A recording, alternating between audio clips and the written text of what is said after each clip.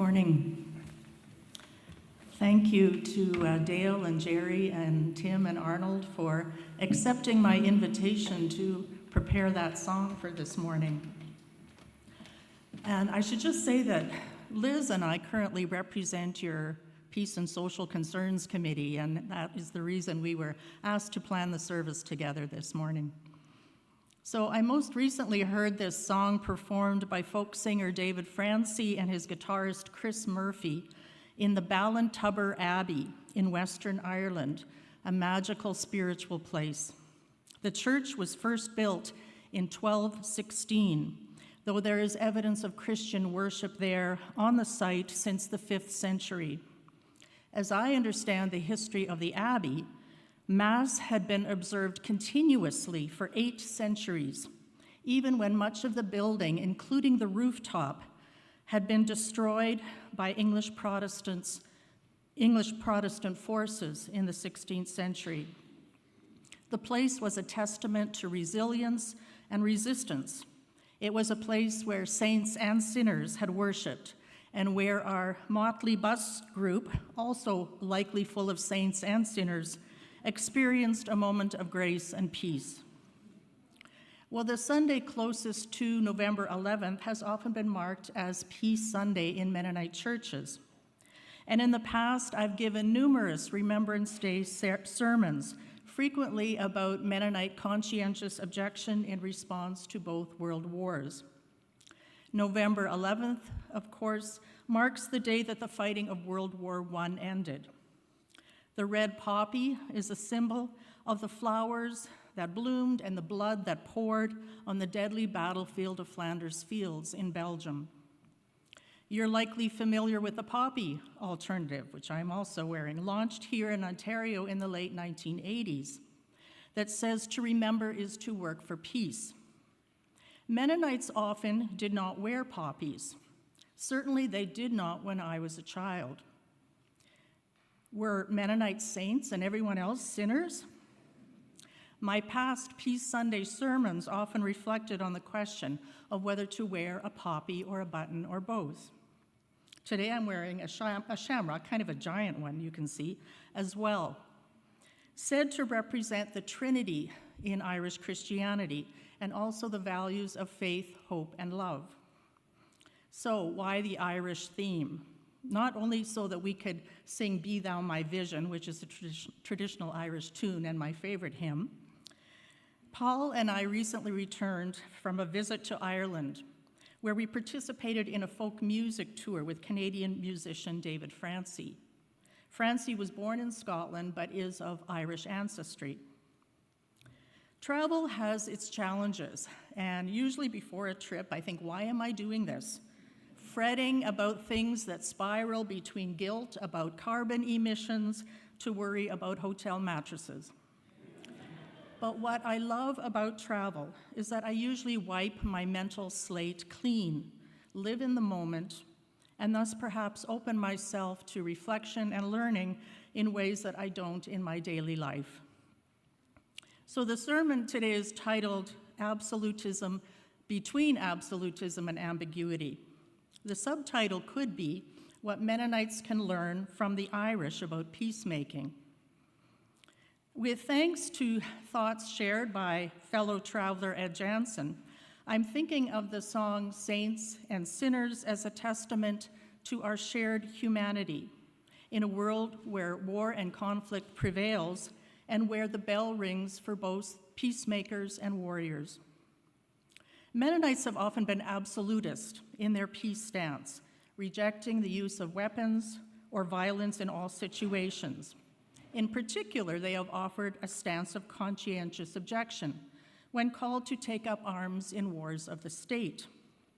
But Mennonites are generally uncomfortable with ambiguity, lack of certainty, willingness to live with multiple truths and interpretations, especially when it comes to militarized violence. And when I use the word ambiguity, I don't mean wishy-washiness or indecision. I mean the quality of being open to more than one interpretation, inexactness. Well, what can Mennonite peacemakers learn from the Irish, or what did I learn? And all of this is with apologies to any of you of Irish descent for whom everything I say are generalizations and oversimplifications.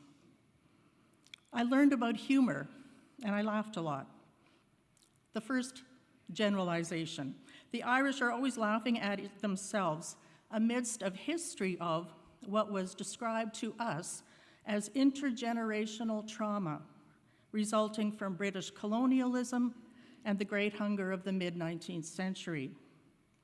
As our bus wove its way along narrow, sometimes treacherous roads on cliffs and through valleys along the Atlantic coast, our guide Stoney and driver Patty would frequently poke fun at each other and their national stereotypes.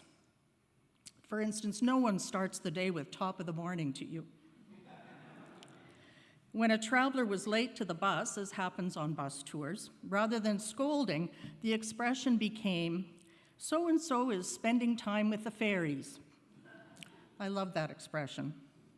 Looking up Irish humor, I read that being Irish means to laugh easily, never take yourself too seriously, to be cautious of getting stuck in the narrowness of your own point of view. It was often dry and self-deprecating. Mennonites, like most evangelical Protestants, would benefit from more humor in their peacemaking and daily lives. I learned about resilience and resistance. The Irish have a long history of resilience and resistance towards invaders and oppressors that tried to eliminate Irish culture, nationhood, and religion over many centuries. Our guides frequently, and with humor, referred to the Irish willingness to join any resistance movement or battle, but somehow always were on the losing side.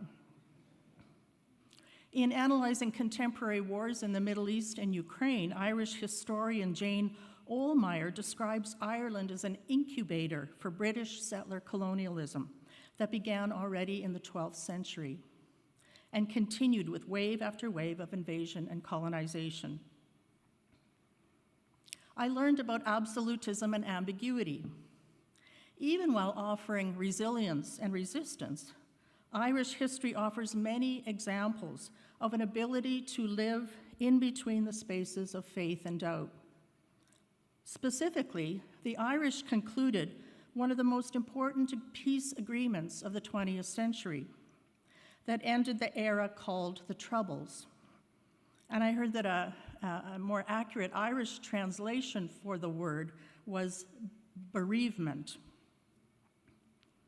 The Good Friday Peace Agreement, signed in 1998, lies somewhere between absolute peace and ambiguous peace, and is actually a remarkable agreement. The status of Northern Ireland, predominantly Protestant, as part of the United Kingdom, cannot change without a majority vote of its citizens. At the same time, the Republic of Ireland relinquished its territorial claim over the North. Both agreed that ongoing negotiations would be peaceful and democratic. While the agreement brought peace, albeit a fragile one, it compelled the Irish to live with the tensions of two states living side by side, with a long history of violence between them, but a commitment to move forward in peace. My further thoughts on absolutism and ambiguity are inspired by a novelist, poet, and musician.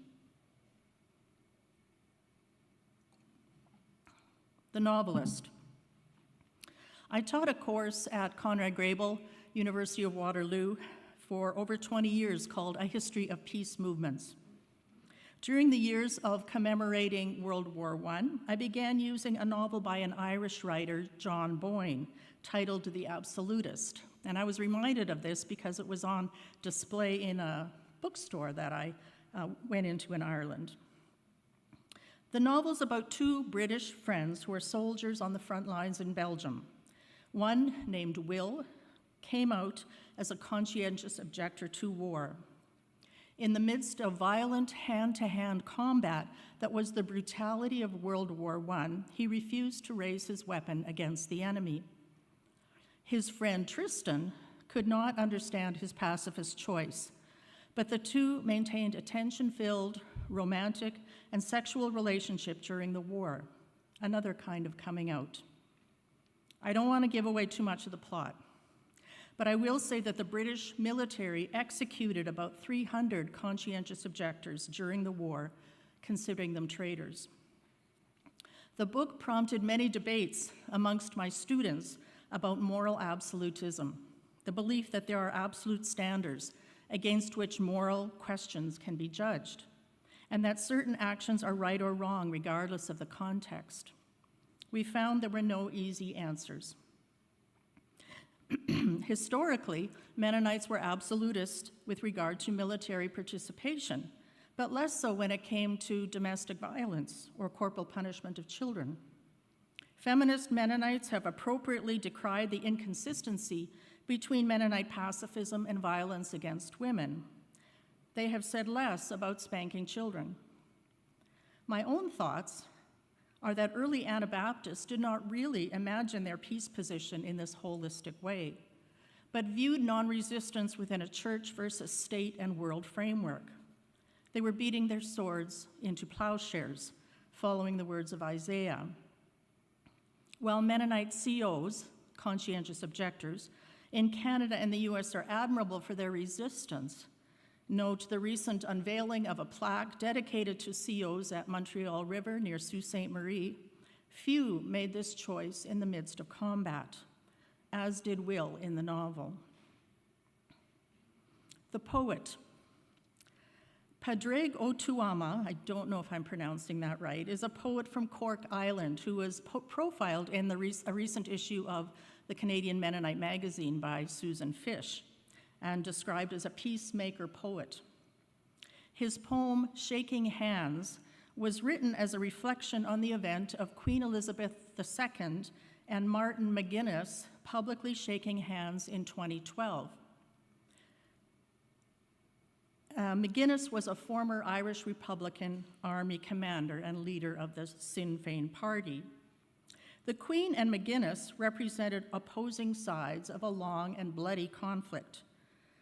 Shaking hands was a simple but loaded gesture. It was not the final word, but an important first word in demonstrating the intention of trying to move forward in a positive way.